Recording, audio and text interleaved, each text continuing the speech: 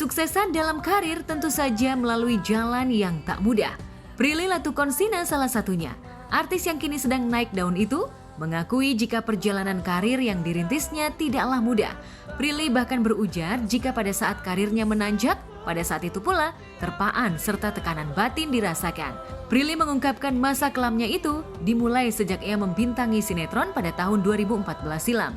Kepada Denny Sumargo, Prilly mengungkapkan sisi kelam yang dialaminya hingga berniat mengakhiri hidupnya lantaran tak tahan menerima komentar negatif. Aku orangnya cuek, terus aku juga orangnya tidak terlalu menjaga penampilan sehingga jadinya akumulatif kan, dibully masalah fashion, dibully masalah pemberitaan-pemberitaan yang ada padahal nggak tahu itu pemberitaannya datang dari mana.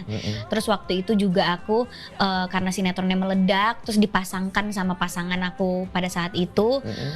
Tiba-tiba orang kayak menuntut aku harus pacaran gitu sama dia, padahal aku punya kehidupan normal yang lain. Positive thinkingnya kalau kita ngeliat dari positive side, enggak. Gue pikir positive thinkingnya lu berusaha pacaran. Positive thinkingnya berarti kan kita bagus actingnya kan, orang jadi baper beneran gitu. Terus juga positive thinkingnya sinetronnya laku gitu kan, tapi negative side-nya kan jadi banyak tekanan gitu, banyak pemberitaan-pemberitaan yang ada di infotainment yang menekan aku pastinya. Yang apa yang kau nggak suka? Iya, apa aja jadi berita dan dipaksa untuk bisa memenuhi ekspektasi orang sih. Oh, kamu di pressure dengan tuntutan itu? Iya, benar-benar. Ketika kamu nggak lakuin? Iya, memang nggak terjadi soalnya, iya, tapi dipaksa. Ketika kamu nggak lakuin, mereka malah dibully banget dulu. Kamu ngerasa apa jadinya kalau kayak begitu? Kok gini sih jadi artis? Mungkin karena dulu awal-awalnya cita-cita aku emang aku tidak pernah kepikiran fame atau populer itu akan menjadi satu elemen di dalam hidup aku gitu. Nggak pernah ada di pikiran aku, cita-cita aku gitu. Kalau ditanya sama orang, cita-citanya mau apa? Mau jadi terkenal? Tuh nggak ada. Nggak ada. Cita-cita apa dulu? I really wanna be a teacher dan dokter. Jadi dua profesi itu yang nyangkut, yang pengen aku tuh pengen jadi dokter atau jadi guru. Nggak ada tuh pengen jadi artis, itu nggak ada. Balik lagi nggak ngerasa cantik. Jadi ngerasa juga ngapain lo jadi artis? Makanya kamu jadi tambah kesel.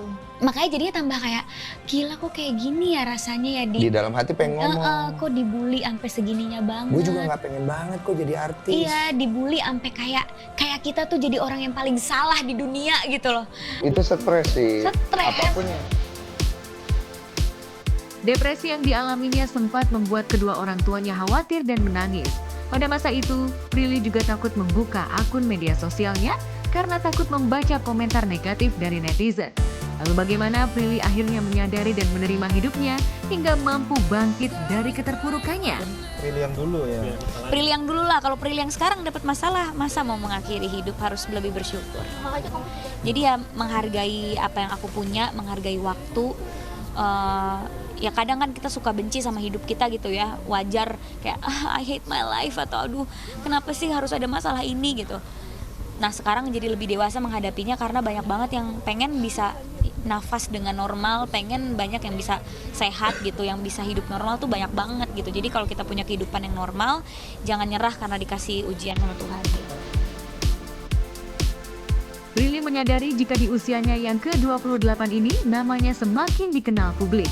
Bahkan dalam waktu dekat ini, wajah imutnya juga akan menghiasi layar lebar di tanah air seperti tahun-tahun sebelumnya. Aku pengen banget bisa bermanfaat gitu sebagai manusia. Aku rasa Tuhan udah cukup sangat baik memberikan aku rezeki yang luar biasa. Jadi ya aku rasa ini bukan rezeki aku sendiri, aku harus berbagi juga ke orang lain.